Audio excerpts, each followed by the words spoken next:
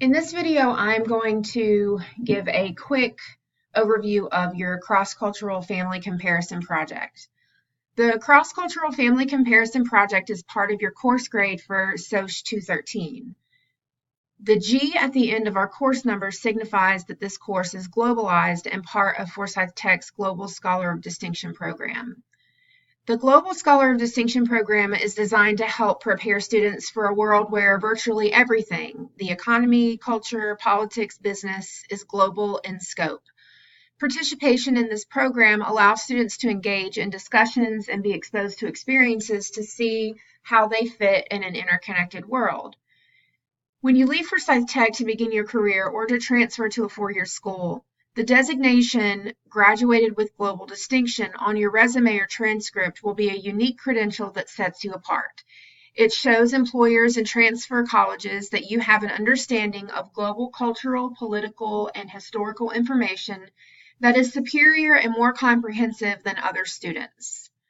So the Global Scholar of Distinction program consists of four components. You take 15 credit hours of globally intensive courses. This class is one of those.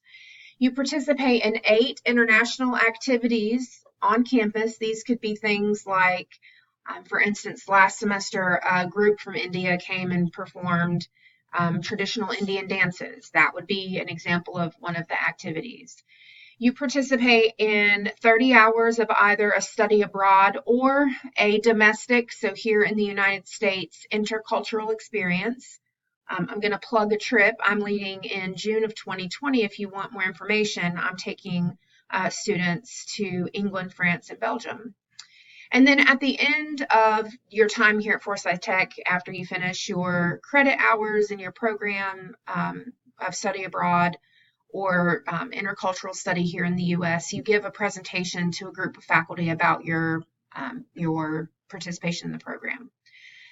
So for this course, it is part of the globally intensive course catalog. And this semester, your course covers issues within the U.S. families. You read about U.S. family issues in your book, but you will use the cross-cultural family comparison project to look at those same issues outside of the U.S. by selecting a country and completing 4 global assignments throughout the semester. When you click into the cross-cultural family comparison section on Blackboard, you will find all of the materials needed for the project. I will be making individual videos for each of the modules. The first thing to do is to visit the instruction and rubric link. This has all of the instructions, resources, and guidelines for certain chapters. You'll also have to download some documents to enter in your information, but all of the guidelines are in this document, and then you will upload your assignment on Blackboard. So when you open this, I'm going to open this a little bit bigger. When you open this document, you will find a little description of the project. And then at the top, you will find the approved country list. You'll select 3 countries that you submit to the country selection quiz. And then you will research issues in that country across the semester. I've included some helpful resources for U.S. data and international data. These are just some of the recommendations. You can also use academic resources through NC Live, which you can access on the library page on TechLink, or you can also use Google. You just need to make sure that you use reputable resources and not Wikipedia. Reputable resources, or sometimes I'll call them academic resources, typically end in .edu, .org, or .gov. There are some .coms that are reputable. For example, newspapers and other print publications are reputable resources.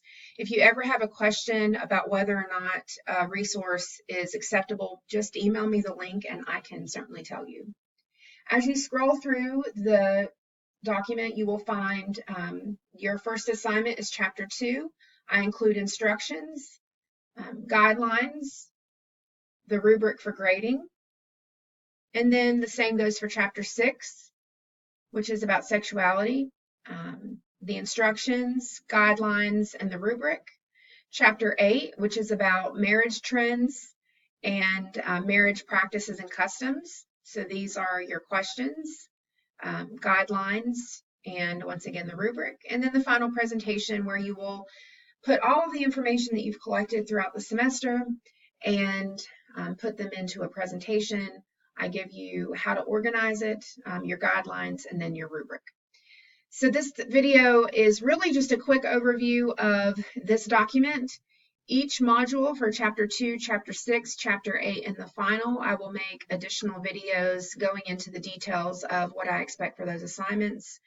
And as always, if you have any questions, feel free to email me or come by my office to visit, and I'll be more than happy to help you.